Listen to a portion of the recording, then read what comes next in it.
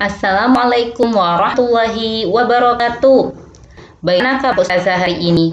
Semoga sehat walafiat. Hari ini kita mulai lagi belajar bahasa Indonesia.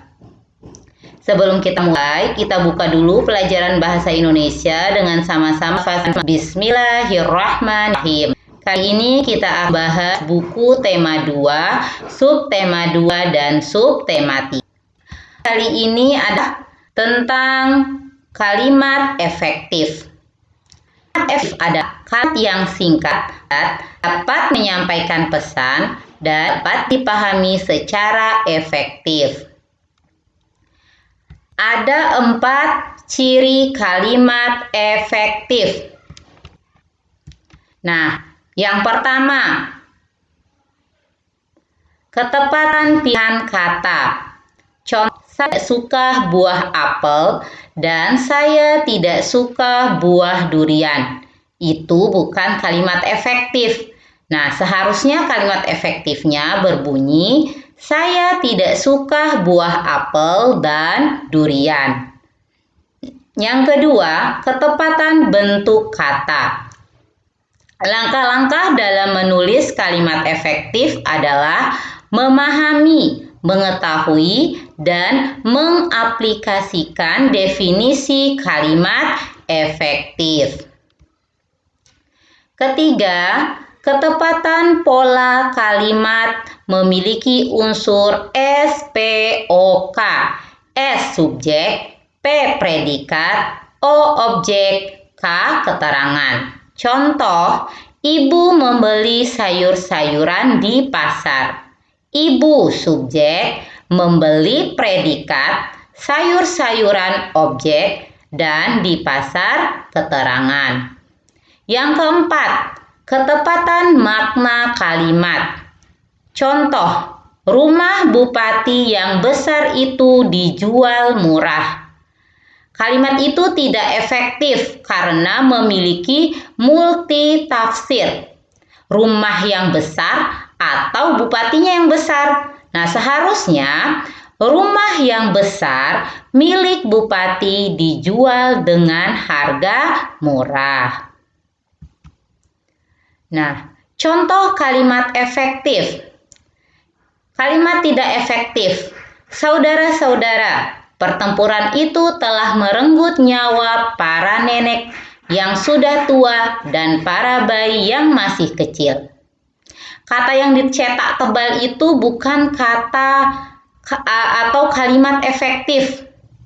Karena nenek sudah pasti tua dan bayi sudah pasti kecil. Nah, seharusnya kalimat efektifnya, saudara-saudara, pertempuran itu telah merenggut nyawa para nenek-nenek dan banyak bayi. Nah, silakan anak-anak ustazah mengerjakan tugas di rumah. Ya, harus dikumpulkan ya pada buku tema 2 halaman 66 sampai dengan 67. Kegiatan pertama dan kedua. Selanjutnya tentang informasi penting dan kesimpulan. Informasi penting adalah pesan atau kumpulan pesan yang terdiri dari simbol atau makna yang dapat ditafsirkan dari pesan. Informasi penting juga bisa menggunakan pertanyaan adik Simba. A. Apa? Di mana? K. Kenapa? Si. Siapa? M. Mengapa? Ba. Bagaimana? Nah, selanjutnya kesimpulan. Kesimpulan adalah intisari dari sebuah teks. Nah, contohnya, pada tanggal 19 Desember 1948, agresi militer kedua dilancarkan Belanda. Agresi militer kali ini ditunjukkan ke ibu kota Republik Indonesia di Yogyakarta. Presiden, wakil presiden, dan beberapa pejabat tinggi lainnya berhasil ditahan oleh Belanda. Nah, informasi pentingnya, yaitu tanggal 19 Desember 1948, agresi militer kedua dilancarkan Belanda. Terus agresi militer kali ini ditunjukkan ke ibu kota Republik Indonesia di Yogyakarta. Kesimpulan dari informasi pentingnya adalah tanggal 19 Desember 1948, agresi kedua oleh Belanda yang ditunjukkan ke ibu kota Republik Indonesia di Yogyakarta. Nah, silakan Abang berlatih agar makin paham pada halaman 146 sampai dengan 147.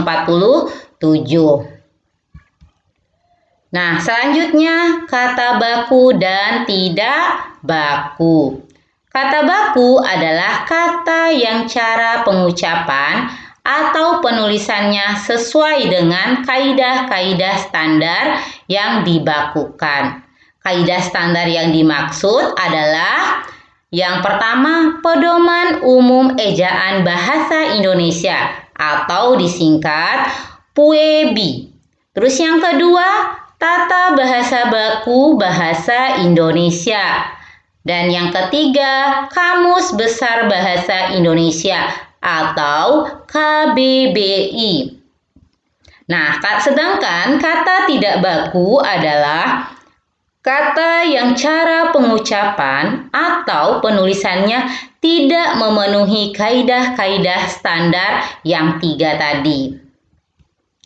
Nah, untuk lebih paham lagi, perhatikan contoh pada slide berikut. Kata baku, energi, tidak bakunya energi. Celsius, kata bakunya, sedangkan tidak bakunya Celcius. Kata baku diesel, nah tidak bakunya diesel. Kata bakunya plastik, tidak bakunya pelastik. Kata baku pelat, nah tidak bakunya plat. Kata bakunya baterai, sedangkan tidak bakunya baterai.